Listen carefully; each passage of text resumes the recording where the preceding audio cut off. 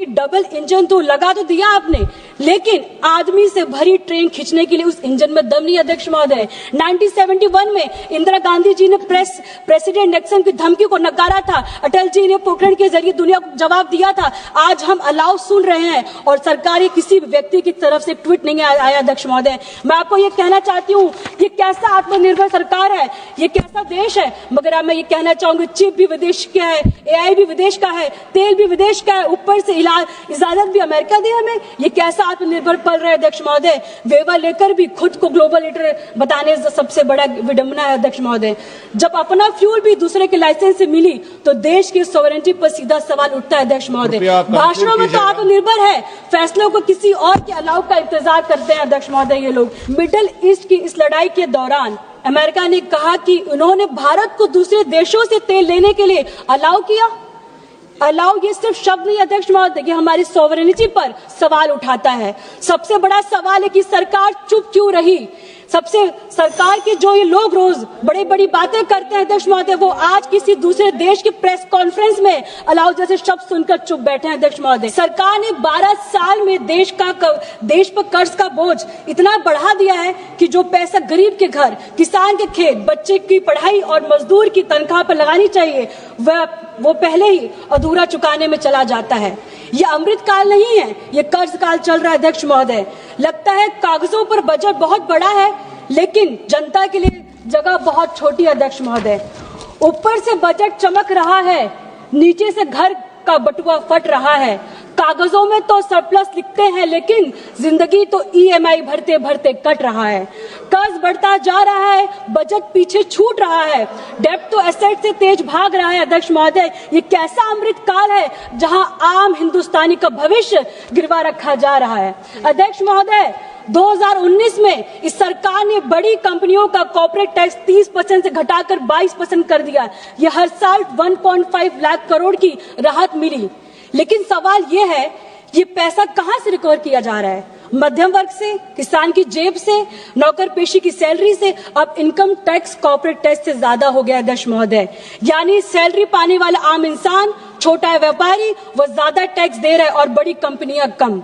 Theory ये थी कि कॉर्पोरेट को छूट दो तो वो आपको इन्वेस्ट करेंगे, जॉब्स आएंगी। 12 साल हो गए अध्यक्ष महोदय, जॉब्स भी नहीं मिली, इन्वेस्टमेंट भी नहीं हुआ, लेकिन कॉर्पोरेट का मुनाफा जरूर बढ़ गया। अध्यक्ष महोदय, माने अध्यक्ष महोदय, आज भारत का आम परिवार घर बनाने के लिए नहीं, बच्चों को पढ़ाने के लिए नहीं, रोटी के लिए कर्ज ले रहा है, इलाज के लिए कर्ज ले रहा है, शादी के लिए कर्ज ले रहा है और जिंदगी जीने के लिए कर्ज ले रहा है।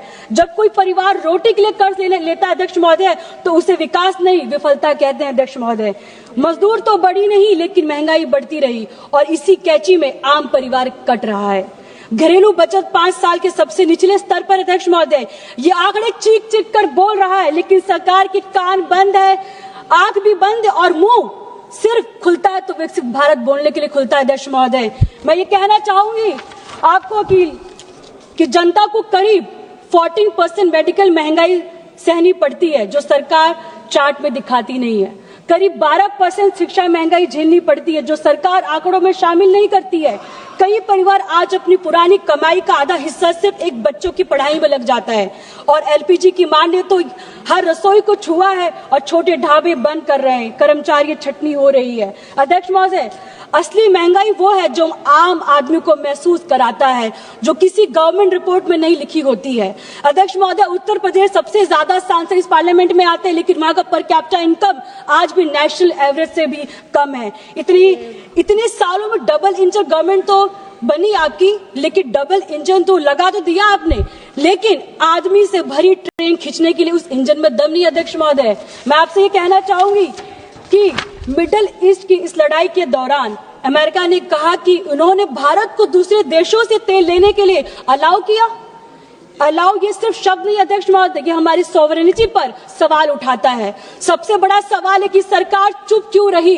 सबसे सरकार के जो ये लोग रोज बड़ी बड़ी बातें करते हैं अध्यक्ष महोदय, वो आज किसी दूसरे देश की प्रेस कॉन्फ्रेंस में अलाउ जैसे शब्द सुनकर चुप बैठे हैं अध्यक्ष महोदय। 1971 में इंदिरा गांधी जी ने प्रेसिडेंट निक्सन की धमकी को नकारा था, अटल जी ने पोखरण के जरिए दुनिया को जवाब दिया था। आज हम अलाउ सुन रहे हैं और सरकारी किसी भी व्यक्ति की तरफ से ट्वीट नहीं आया अध्यक्ष महोदय। मैं आपको ये कहना चाहती हूँ, ये कैसा आत्मनिर्भर सरकार है, ये कैसा देश है। मगर मैं ये कहना चाहूंगी, चिप भी विदेश का है, AI भी विदेश का है, तेल भी विदेश का है, ऊपर से इजाजत भी अमेरिका दे हमें। ये कैसा आत्मनिर्भर पल रहे अध्यक्ष महोदय। वेवा लेकर भी खुद को ग्लोबल लीडर बताने से सबसे बड़ा विडंबना है अध्यक्ष महोदय। जब अपना फ्यूल भी दूसरे के लाइसेंस से मिली तो देश की सॉवरेनिटी पर सीधा सवाल उठता है अध्यक्ष महोदय। भाषणों में तो आत्मनिर्भर है, फैसलों को किसी और के अलाउ का इंतजार करते हैं अध्यक्ष महोदय। ये लोग G20 देशों में फीमेल वर्क पार्टिसिपेंट सबसे कम है अध्यक्ष महोदय। भारत में 20 से 29 साल की 18% महिलाएं पेड जॉब में है अध्यक्ष महोदय, और उत्तर प्रदेश में